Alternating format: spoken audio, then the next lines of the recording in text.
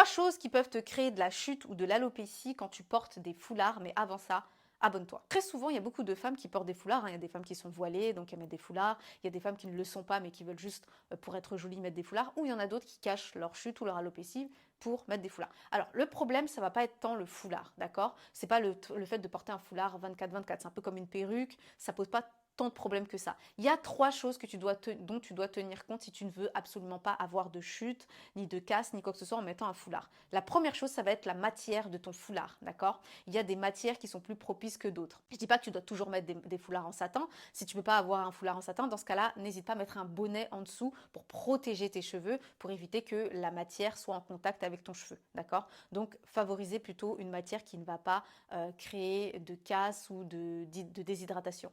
La deuxième chose, ça va être la façon dont tu attaches ton foulard, d'accord? Si tu l'attaches trop serré, le problème c'est que tu vas bloquer la circulation du sang et au bout d'un moment, ça va te créer de la chute et ça peut même te créer de l'alopécie, d'accord? Donc il faut faire vraiment attention.